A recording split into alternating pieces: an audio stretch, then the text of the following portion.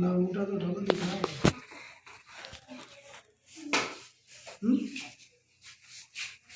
ठीक है, आप सबको प्रणाम करते हैं और आज एक महत्वपूर्ण पॉइंट की चर्चा करेंगे।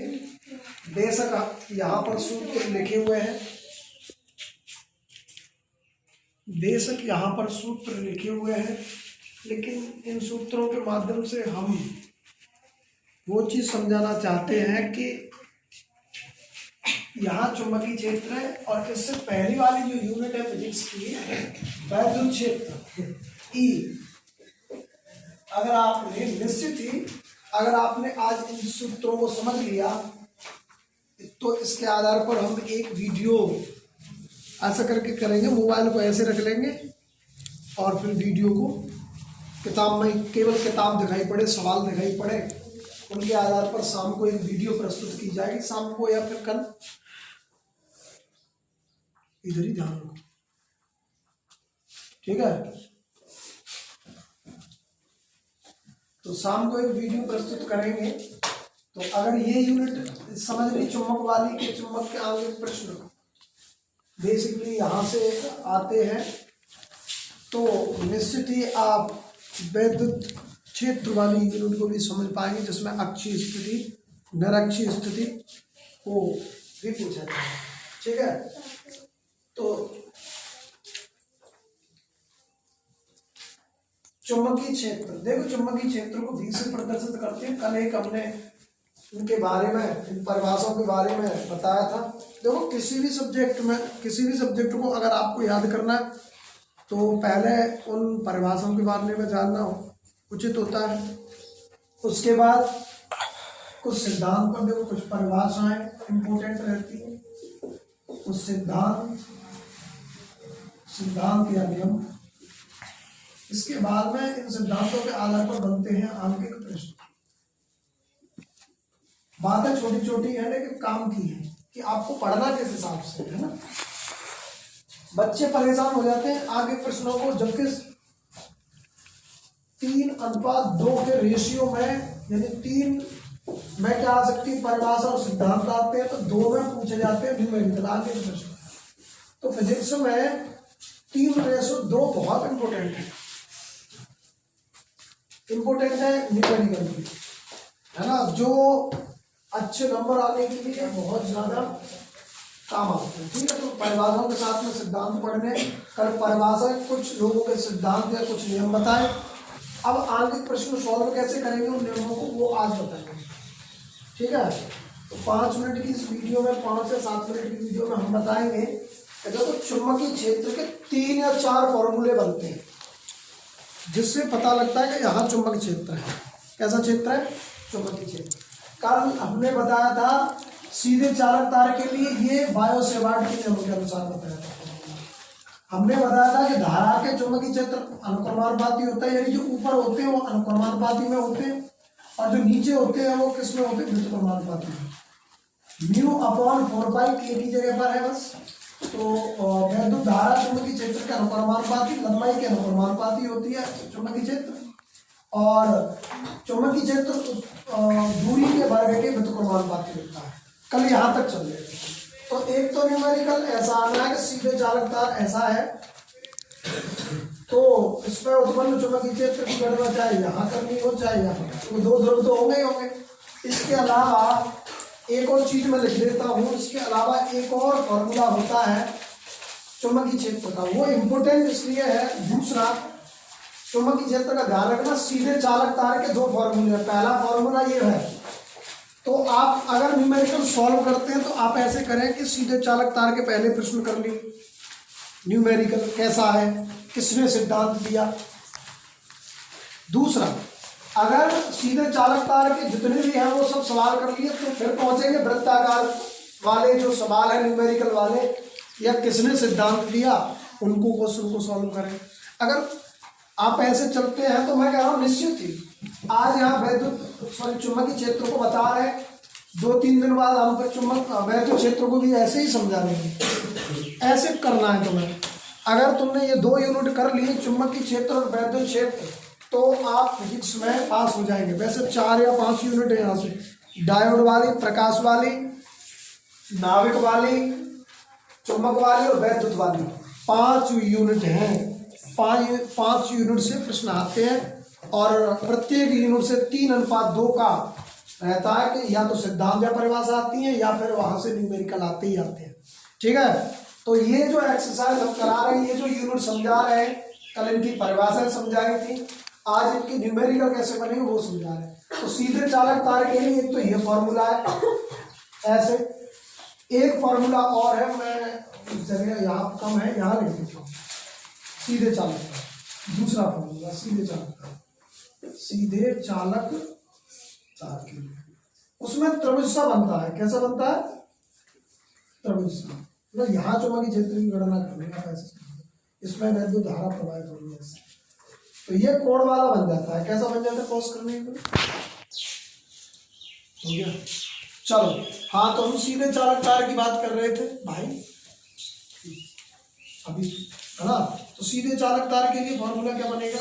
B बराबर, यानी चुंबकीय क्षेत्र, B का मतलब चुंबकीय क्षेत्र ज्ञात करने के लिए ये सब, B μ0 I अप, थोड़ा नीचे, B बराबर μ0 I upon 4 pi r sine φ1 plus sine φ2 into में।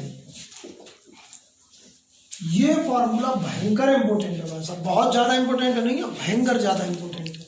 सीधे चालक तार के 2 फॉर्मूले हैं, तो आप सीधे चालक तार अवतार निकालना है, मास्टरमाइंड किताब बुक कहीं पर भी इस तरीके से चलाएं कि सीधे चालक तार वाले तुम्हें प्रश्न आते हैं कि नहीं आते, दूसरे वृत्ताकार पास वाले आते हैं या नहीं आते, ऐसे चलना है। ठीक है, तो ये सीधे चालक तार पर ये जो फॉर्मूला है, ये कोणों के आधार पर, इसमें 2 कोण दिए होंगे, इस आधार पर ये दूसरा फॉर्मूला है सीधे चालक तार के लिए, सीधे चालक तार के लिए। ठीक है, दूसरा है B बराबर μ0 I upon 4 pi r sigma φ1 plus, यानी दोनों कोण फर्स्ट प्लस कोण सेकंड, साइन के मोड में चलेगा वो। ठीक है, तो 2 फॉर्मूले ये है। कल इनके आज शाम को एक वीडियो बनाएंगे केवल किताब पे रख के, उसमें से केवल वही प्रश्न सॉल्व होगा। एक अच्छा सा मोबाइल ले लेंगे, मोबाइल थोड़ा सा वीक है, थोड़ा अच्छा नहीं है। तो दूसरा फार्मूला हो गया।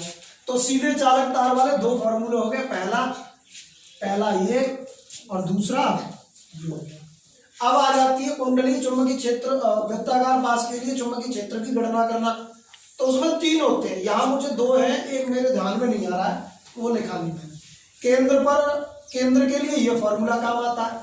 सवाल कैसे आएगा कि विद्युत धारा प्रवाहित हो रही है, इतने सेंटीमीटर एक तांबे का तार है जो वृत्ताकार कुंडली पर लगा हुआ है, तो ये त्रिज्या का मतलब व्यास का, ये व्यास या केंद्र से इतनी दूरी पर है तो त्रिज्या हो जाएगी। ठीक है, ऐसे सवाल बनता है। तो कह रहा है केंद्र पर चुंबकीय क्षेत्र की गणना करें, तो ये फॉर्मूला लगेगा।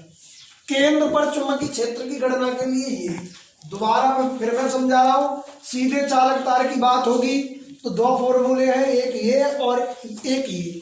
दूसरा, अगर चुंबकीय क्षेत्र की वृत्ताकार कुंडली, उसमें दिया होता है एक वृत्ताकार कुंडली है, वृत्ताकार पास है, उसमें चुंबकीय क्षेत्र की गणना करिए, यदि इतनी एम्पीयर की धारा बह रही है, इतनी दूरी पर है। ठीक है, तो ये फॉर्मूला केंद्र के लिए। और कहे कि एक वृत्ताकार कुंडली है जो क्या है, इतनी दूरी पर केंद्र से वृत्ताकार, आप ऐसे समझें, ये केंद्र से इतनी दूरी पर है, मान लीजिए 26 सेंटीमीटर की दूरी है, तो दूरी 2 दी होगी इसमें, एक तो त्रिज्या वाली, आर का मतलब एक तो त्रिज्या, और एक दी होगी केंद्र से जितनी भी दूरी पर वो दिया है, तो 2 दूरियां दी होंगी, बस धारा एक ही है। तो ध्यान रखना, केंद्र से जब दूरी की बात करेगा और चुंबकीय क्षेत्र की गणना करेगा तो ये फॉर्मूला लगता है। ठीक है, समझना इसलिए आवश्यक है कि बच्चे बड़ी बड़ी परिभाषाओं को, बड़ी या एक ही तरीके की चीजों की, चुंबकीय क्षेत्र ये भी है, ये भी है, ये भी है, ये भी है, तो बच्चे कंफ्यूज हो जाते हैं कि करें क्या।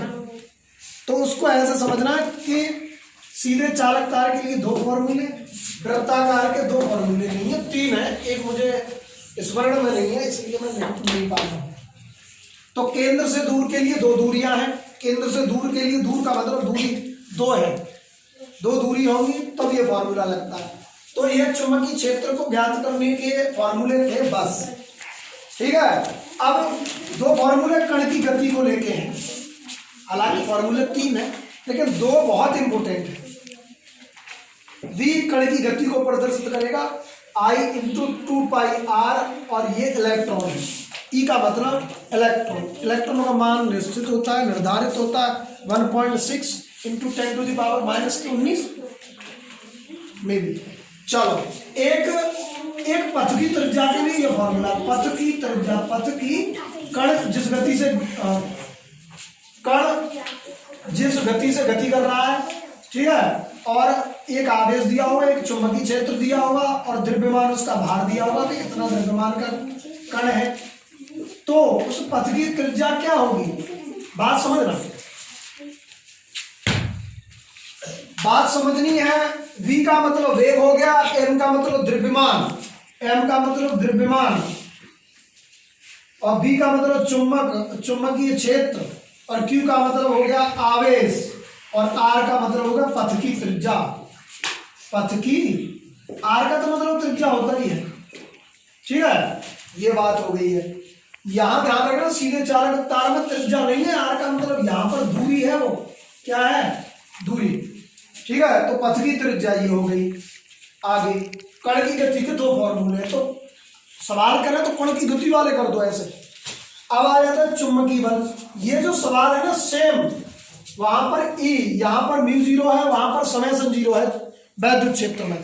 तो अगर आप इस यूनिट को समझ गए अच्छे से तो वैद्युत वाली यूनिट भी समझ जाएंगे जो आपको लगती है कठिन। उसमें भी वैद्युत बल, उसमें भी वैद्युत बलागुण का मान ज्ञात करिए, उसमें चुंबकीय बल है, उसमें वैद्युत बल का मान ज्ञात करिए जो कूलाम ने दिया था। ये नहीं दिखाई पड़ रहा है, यहां से 2 मिनट यही कॉन्सेंट्रेट कर ले, 2 मिनट में यहां तक आ गए यार, यही तो रह गए बस। आगे कण की गति के दो फॉर्मूले हैं।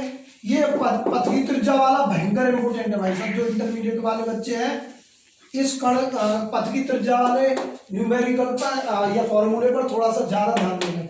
आगे और एक सिद्धांत बता रहा हूं कि जो बच्चे फिजिक्स के बड़े बड़े सिद्धांतों से घबरा जाते हैं, कैसे लिखें कैसे नहीं लिखें, तो आप जैसे वृत्ताकार पास बना लो, उसमें देखो माना ये त्रिज्या है, ये इतनी दूरी पर है ना, इसमें धारा प्रवाहित की गई है, तो कुछ संबंधित चीज जरूर लिखनी है, अन्यथा की स्थिति में ये मोबाइल लगता है तो अन्यथा की स्थिति में आप फेल हो जाएंगे। तो संबंधित चीज जरूर लिखनी है, ये फिजिक्स का सिद्धांत है इसलिए मैं बता रहा हूं, है ना। आगे चलते हैं। आगे कण की गति हो गया चुंबकीय बल, F बराबर ILB, I का मतलब धारा है, B का मतलब चुंबकीय क्षेत्र, और यहां ध्यान रखना चुंबकीय बल में साइन थीटा लगेगा, क्या लगेगा, साइन थीटा, और ध्यान रखना चुंबकीय बल में लगता है साइन थीटा और चुंबकीय फ्लक्स में लगेगा कॉस थीटा, ये ध्यान रखना, फ्लक्स में कॉस और बल में साइन। फ्लक्स में लगेगा कौन सा, कॉस, और बल में लगेगा साइन। आई का मतलब धारा, एल का मतलब कितनी लंबाई का है तार जो है, ठीक है, और बी का मतलब चुंबकीय क्षेत्र, साइन थीटा जितना भी कोण बनता हो साइन में, ठीक है। अब आया था चुंबकीय बलागुण टाउ, इसको बोलते हैं टाउ बराबर जितनी भी मान दिया हो सबका गुणनफल कर देना, ठीक है। ये जो भी पृष्ठ दिया है, कैसा पृष्ठ कैसा है, ये पृष्ठ का क्षेत्रफल वृत्ताकार है, त्रिभुजाकार है, आयताकार है, ये ए का मतलब होता है वो एरिया क्षेत्र, बी का मतलब चुंबकीय क्षेत्र, आई का मतलब धारा, और कोण जो बनता है उसको साइन के उसमें ले लेना है। चुंबकीय फ्लक्स फाई से प्रदर्शित करते हैं, इसको बोलते हैं फाई, इसको बोलते हैं टाउ, टाई लिख दिया, टाउ, इसको बोलते हैं फाई, ठीक है। तो फाई बराबर क्या होती है, बी ए कॉस थीटा, बी ए कॉस थीटा, गलत तो नहीं है, सही तो है, बी ए कॉस थीटा, बी ए कॉस थीटा, कॉस थीटा लगता है प्लस में, ठीक है। तो अभी ये मैंने आज ये समझाए हैं, शाम को मैं लूंगा एक किताब, किताब में देखो हमें 10-15 मिनट या लास्ट आधा घंटा तक हमारी कैपेसिटी है मोबाइल से बनाने की। हम 2-2 घंटे की वीडियोस नहीं दे सकते, 1-1 घंटे की नहीं दे सकते, क्योंकि हमारे पास वो व्यवस्थाएं नहीं है। तो कल चुंबक संबंधित परिभाषाएं कल की यूनिट में समझाएंगे। आज न्यूमेरिकल के जो फॉर्मूले कैसे निर्माण हुए, कैसे हुए वो तो नहीं बताए, लेकिन जो काम की चीज़ है कि कौन कौन से लागू होते हैं वो उस पद्धति बता दिया है। इसके आधार पर ही ऐसे ही वैद्युत की बता देंगे। तो ये फिजिक्स का चुंबक वाली यूनिट थी। इसके साथ आपको प्रणाम करते हैं। शाम को न्यूमेरिकल लेके प्रस्तुत हो गई। प्रणाम।